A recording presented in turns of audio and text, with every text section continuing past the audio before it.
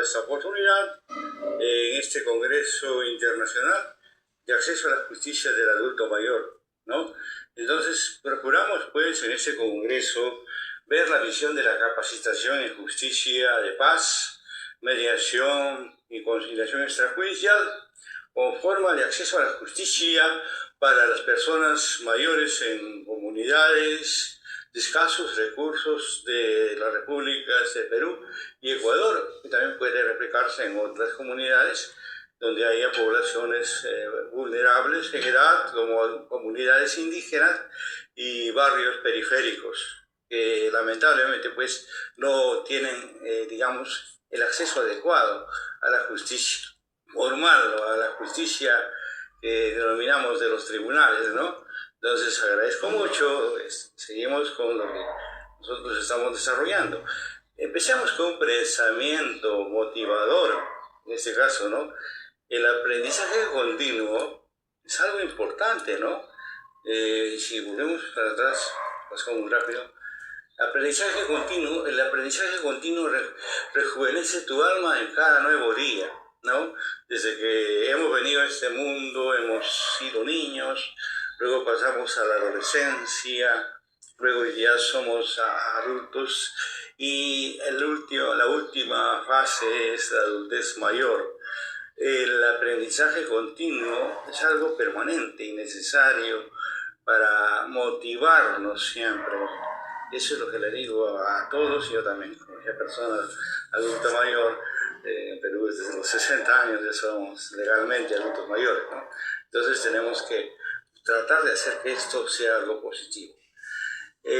Bueno, y volvemos a la cultura tradicional también, porque tenemos que ver que todo lo que ha sido y es Latinoamérica es una mezcla intercultural que enriquece realmente, ¿no? Y me he permitido interpretar la sabiduría de los incas, la sabiduría quechua, en este pensamiento que dice: la palabra que cura viene del corazón, no de un tribunal. El ama suba, no seas ladrón, ¿no? El ama yuya, no seas mentiroso. El ama aquella, no seas perezoso. No fueron solamente morales, sino fue un método de justicia que hasta ahora supervive en los Andes y que se basa, pues, en principios filosóficos orientados al buen vivir, ¿no? Entonces, también he pensado en lo siguiente: la justicia de paz, la conciliación, ¿no?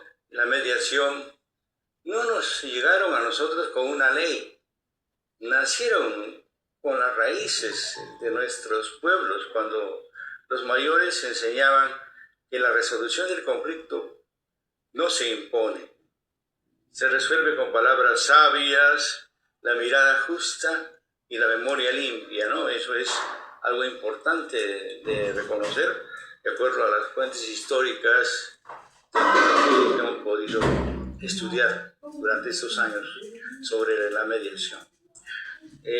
Bueno, ¿qué beneficios traería para los adultos mayores ser capacitados en Perú y Ecuador en medios alternativos, apropiados o adecuados de la resolución de conflictos? La justicia de paz, la mediación y la conciliación son tres sistemas que vienen funcionando acá en América Andina. La justicia de paz, bueno, se remonta más allá a la época del Tahuantinsuyo o quizás antes, ¿no? Eso significa para un adulto mayor ahorro de tiempo, dinero, salud y armonía en la familia y en la comunidad. La enseñanza de sus derechos fundamentales orientados a que ellos tengan, pues, un buen vivir, ¿no? Por el Ayin Kausai, que significa buen vivir, calidad de vida, ¿no? Vida armónica en la comunidad y con el medio ambiente, ¿no? Entonces eso es lo que buscamos, porque el sistema judicial, lamentablemente, pues en Latinoamérica es muy deficiente, y por más que se hayan elevado los salarios, los jueces y los fiscales solo tienen un índice de aprobación de entre el 6 al 10%. Entonces, Bueno, ¿qué podríamos ver nosotros en relación a, disculpen ustedes, vamos a volver atrás? El juicio tradicional tiene desventajas para muchos. Realmente, pues, es una fuente de empobrecimiento, empobrece más a las personas de escasos recursos. No pueden acceder los adultos mayores por motivos económicos. Hay una forma de discriminación en relación al acceso. Se afectan psíquicamente, físicamente, porque los procesos judiciales con jueces que no actúan como debería ser en forma adecuada, no estoy hablando del 100%, hablo de un porcentaje elevado, cercano al 70-80%, digamos que cometen y producen daños psicofísicos en las personas. Abusos por parte de malos letrados. Conozco a mis colegas, lamentablemente pues debo señalar que muchos de mis colegas abogados no defienden el derecho, defienden de pronto sus intereses personales, y eso no es humano, pero es la realidad, ¿no? También hay abuso de parte de jueces, como decía, de malos fiscales, de malos policías, que no tratan bien a los adultos mayores, abusan de ellos, ¿no? Y también hay discriminación porque el edadismo, o sea, la discriminación por edad, supone en Latinoamérica que piensa que los adultos a partir de los 60, 70, ya no tienen la capacidad de discernir, que ellos no pueden realizar cosas por sí mismos, que realmente son incompetentes, lo cual no es así, ¿no? Y bueno, veamos la legislación, que es muy teórica, es muy bonito hablar de legislación, los avances que se han dado, ¿no? En Perú hemos ratificado la Convención Interamericana sobre la protección de los derechos de las personas adultas mayores, la Convención Interamericana sobre los derechos de las personas mayores, ¿no? Ley de la persona adulta mayor, hay una ley de la persona adulta mayor, pero casi siempre queda en el papel, no se cumple. Ya hay artículos muy lindos como el artículo 5, ¿no? Que señala el acceso a programas de educación y capacitación como acceso a la justicia, pero todo queda como una retórica muy bonita, como versos muy bonitos, pero no se cumple. Lo mismo en el Ecuador, la constitución ecuatoriana es muy bonita, pero de cumplirse tampoco se cumple. Señala la obligación de adecuar formal y materialmente las leyes y demás normas a los derechos previstos en la Constitución y los tratados internacionales, pero hasta ahora eso no se da tampoco, ¿no? Se crea el Sistema Nacional Especializado en Protección Integral de los Derechos de las Personas Adultas Mayores, lo cual es bastante incipiente, por decir algo realista, ¿no? La integración e inclusión en actividades públicas y privadas también queda como algo retórico simplemente, ¿no? En realidad, pues, estos avances implican que si nosotros apostamos a que los adultos mayores puedan participar dentro de programas de formación, mediación, conciliación, ¿no? Va a haber un enfoque intergeneracional, porque el conocimiento y experiencia de estas personas adultas mayores es muy importante y por ende se va a potenciar estos saberes a través del intercambio con las nuevas generaciones, por los valores y la experiencia de vida que tienen los adultos mayores. Y el enfoque intercultural también, porque tenemos multiplicidad de grupos interculturales acá en Perú, ¿no? Así como en Ecuador, en toda América Andina, que las formas culturales que transmiten ellos va a ser muy rica y va a darnos una visión amplia para la resolución de conflictos, ¿no? Entonces, tendríamos que ver que se cumplan pues los artículos que señalan el derecho a la educación, ¿no? En todos los sistemas, tanto de Ecuador como de Perú, se habla teóricamente, pero tenemos que plasmar esto en reformas educativas que incluyan realmente el sistema de educación para los adultos mayores, ¿no? Y el sistema integral de protección en derechos también es algo que debe ponerse realmente en práctica, más allá de la retórica, ¿no? Viendo la población de adultos mayores, la pobreza es un signo lamentablemente distintivo, ¿no? En Perú, los adultos mayores representaron el 10.16% de la población pobre que existe en Perú. En otros términos, también se mencionaba, según el Instituto Nacional de Estadística, que 7 de cada 10 adultos mayores no cuentan con una pensión, es decir, viven de los hijos o lamentablemente pues sobreviven dentro de la miseria más terrible. En las zonas rurales, 34% de los adultos mayores es pobre, ¿no? Y en las zonas urbanas, 15.4% de los adultos mayores es pobre. En total, pues tenemos 1 millón de adultos mayores pobres, y eso excluyendo a los muy pobres, que llegan a ser cerca de medio millón en Perú. En Ecuador, la cifra es más impactante. El 76% de los adultos mayores se encontraba el año 2024 en situación de pobreza o extrema pobreza. El 45% está en extrema pobreza del 76%, ¿no? Y 44% de los adultos mayores no reciben ingresos, o sea, no tienen pensiones, no tienen trabajo, ¿no? Entonces eso también es una forma de exclusión social debido al edadismo, ¿no? La discriminación por edad.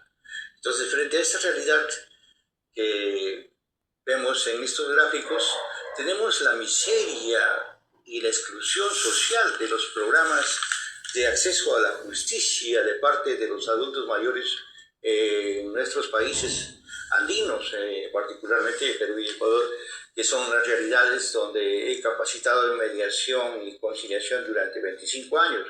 Y bueno, he visto que es importante seguir capacitando para poder fortalecer derechos entre ellos, ¿no? Particularmente hay jueces y también hay letrados, abogados, que realmente se comportan de una manera inadecuada, ¿no? Genera una resistencia, temor a los abogados y a todas estas categorías jurídicas, ¿no? Administran justicia en nuestros países. Voy a ser práctico y voy a contar unas anécdotas sobre estos hechos que ilustran brevemente lo que sucede, ¿no?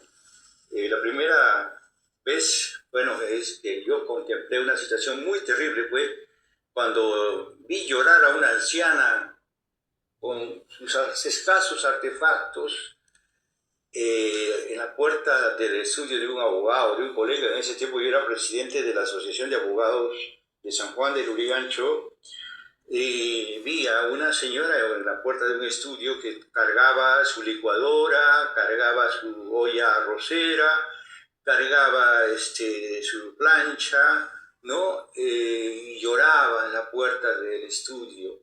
Yo le dije, señora, ¿qué pasa? ¿Por qué llora? Usted era una adulta mayor de aproximadamente más de 60 años. Y me dice, es lo único que tengo que me está pidiendo para pagarle el abogado, yo no tengo más. Inmediatamente tomamos las acciones del caso y yo le pregunté adecuadamente a este colega por qué le estaba cobrando así a esta señora. Tenía que ser una labor social, porque es obligación del abogado en Perú hacer una labor social en estos casos, ¿no? Y logramos que la señora pues no perdiera sus bienes así de esta manera tan terrible, ¿no? Lo cual nos impactó tremendamente en ese momento como presidentes de una asociación de abogados en Lima, en la ciudad de Lima, ¿no? El otro caso también es bastante especial. Se trata del maltrato y la discriminación que hay en las cortes, los juzgados de Perú contra la población de ascendencia indígena que no habla bien el español, que tiene una forma particular, digamos, de hablar del español, un dejo para hablar el español. No quiere decir, pues, que se maltrate a una persona por su dejo, ¿no? Yo puedo tener un dejo diferente, pero no significa que deba ser discriminada. Estoy trabajando a las 8:30 de la mañana en mi despacho. Esto sucedió hace 15 o casi 18 años atrás, cuando me tocan la puerta y entonces abro y veo una anciana que me dice si puede hablar conmigo. Era una anciana quechua mayor de 70. Pues yo le digo, sí, con mucho gusto, señora, por favor, pase, ¿en qué le puedo ayudar? Y comenzó a llorar y me dice, papito, no puedo, no me pueden atender, no quieren atenderme, el juez me ha votado, dice, no voy a hablar con una india que no sabe expresarse bien en español. Yo le dije, no es correcto, ¿qué pasó? ¿Qué magistrado es el que le ha dicho eso? Porque ellos tienen el derecho y el deber de atender a los adultos mayores y no maltratarlos. Inmediatamente ella me dijo el nombre, ¿no? Entonces, fuimos al estudio y le dije a ella, tú vas a entrar, usted va a entrar primero y yo le voy a seguir. Le va a decir que quiere por favor hablar, que le dé sus derechos, que quiere tener acceso a su expediente fiscal, a su expediente judicial, porque es su derecho y quiere hablar con él y explicarle. Porque la Constitución y las leyes señalan que es una obligación del juez recibir a las partes en el horario de 8 a 9:30 o 10 de la mañana. Entonces entró ella y le dijo, papito, por favor, entiéndeme, quiero saber cómo va mi juicio. Yo estaba detrás y bueno, el hombre, ya te he dicho que no te entiendo tu español, retírate. Yo dije, pero ¿qué pasa? ¿Por qué ese maltrato de este hombre? Ingresé detrás de ella y le dije, doctor, muy buenos días, parece que usted habla español perfectamente, ¿verdad? Por favor, proceda de acuerdo a la ley, porque si no, le voy a mandar a hacer un proceso judicial, voy a mandar que lo destituyan por discriminación racial, discriminación a una... Entonces el juez no tuvo más remedio, sudando, bueno, sus ojos verdes parecían que exhalaban ira, su piel rubia parecía que sudaba demasiado. Es que era rubicundo y se creía muy occidental, ¿no?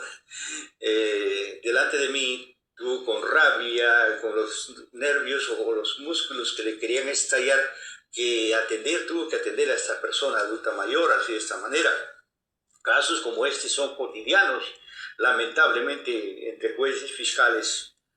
Y cuando he estado siempre al servicio de los derechos humanos, soy un abogado que trabaja 45 años desde que era estudiante, como abogado y como defensor de derechos humanos, y nunca me ha gustado que sufra la gente. Entonces, por eso intervine y le hice atender a esta señora y le hice seguimiento a su caso hasta